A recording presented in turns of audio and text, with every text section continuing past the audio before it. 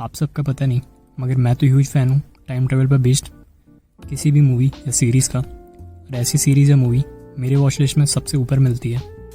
और आज भी मैं एक ऐसी सीरीज़ पर डिस्कशन करने वाला हूँ जो टाइम ट्रैवल तो नहीं मगर टाइम में हो रहे ग्लिच पर बेस्ड है। So hello guys, welcome to my channel movie rewind.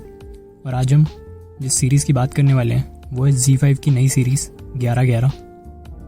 और सीरीज़ में टाइम ट्रैवल से रिलेटेड क्या देखने को मिलता है और क्या ये एक एंगेजिंग सीरीज़ है, सब पर बात करेंगे, तो वीडियो को एंड तक ज़रूर देखना। सीरीज़ की स्टोरी 3 अलग अलग टाइम फ्रेम में टेक प्लेस करती है, 2016, 2001 और 1990, जो हर एपिसोड के साथ और ज़्यादा मिस्ट्री क्रिएट करते जाता है।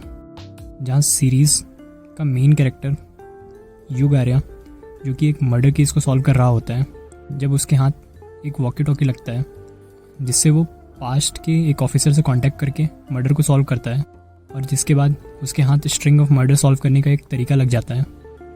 मगर टाइम एक ऐसी कॉम्प्लिकेटेड चीज़ है जिससे अगर पास्ट में कुछ बदलने की कोशिश करो तो फ्यूचर अफेक्ट होता है। अब ऐसा क्या होता है जिससे युग आर्या का फ्यूचर अफेक्ट होता है, ये तो आपको सीरीज़ देखकर ही पता चलेगा। राघव जुएल ने युग आर्या का रोल प्ले किया है और उन्होंने बहुत ही दमदार एक्टिंग करी है। अभी उन्होंने लास्ट किल मूवी में भी बहुत बेहतरीन परफॉर्मेंस दी थी। अगर आपने वो रिव्यू नहीं देखा है तो उसका लिंक ऊपर कहीं फ्लैश हो रहा होगा, उसको क्लिक करके देख लो। कमिंग बैक टू राघव जुएल, तो सीरीज़ में उन्होंने बहुत बढ़िया काम किया है और वो जिस शातिर तरीके से मर्डर सॉल्व करते हैं वो सीरीज़ का इंगेजमेंट बढ़ा देता है। और तो और उनका कॉन्फिडेंस देखने में काफ़ी अच्छा लगता है सीरीज़ में। धैर्य करवा ने भी सीरीज़ में बहुत बेहतरीन काम किया है, जहाँ मोस्ट ऑफ द टाइम वो एक सीरियस कॉप का रोल प्ले करते दिखते हैं और उन्होंने इमोशनल सीन्स को भी उतनी ही बेहतरीन तरीके से पोर्ट्रे किया है। उनका काम काबिल तारीफ़ है पूरी सीरीज़ में। कृतिका कामरा का सबसे बेस्ट पार्ट है सीरीज़ में, क्योंकि वो एक ऐसा पार्ट प्ले करती हैं जिसके बारे में ज़्यादा डिटेल में तो नहीं बता सकता, बट उनका कैरेक्टर सीरीज़ के लिए कितना इंपॉर्टेंट है ये आपको एंड में पता चलता है अगर आप ध्यान से देखो तो। और कृतिका खूबसूरत दिखने के साथ साथ काफ़ी अच्छी परफॉर्मेंस डिलीवर करती हैं सीरीज़ में। सीरीज़ की डायरेक्शन उमेश बिष्ट ने करी है। ऑल्दो सीरीज़ एक कोरियन सीरीज़ की रीमेक है, बट उमेश ने सीरीज़ को इंडियन टच के साथ साथ काफ़ी अच्छा बनाया है और उनकी डायरेक्शन आपको एज ऑफ द सीट रखती है पूरे वक्त। जिस तरह से हर एपिसोड को बनाया गया है, आप अगले एपिसोड में क्या होने वाला है उसके लिए बहुत ज़्यादा एक्साइटेड हो रहोगे। और हालांकि कई जगह पर डायरेक्टर ने लिबर्टी ली है ज़्यादा डिटेल में ना जाने की, बट स्टिल मर्डर केस को इतनी अच्छी तरह से दिखाया गया है सीरीज़ में कि वो मिस्ट्री को ब्रेक नहीं करते और ज़्यादा मज़ा बना कर रखते हैं।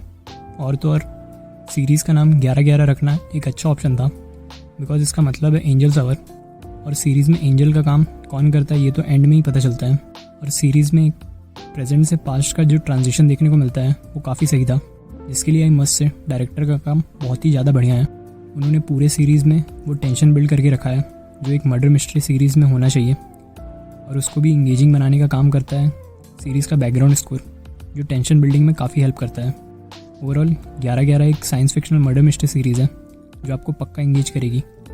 बस शर्त इतनी सी है कि आपको अपना पूरा टेंशन देकर हर एपिसोड को देखना पड़ेगा, क्योंकि बहुत कुछ छुपा है डिटेल्स में जो आगे के सीजन्स में एक्सप्लोर होगा।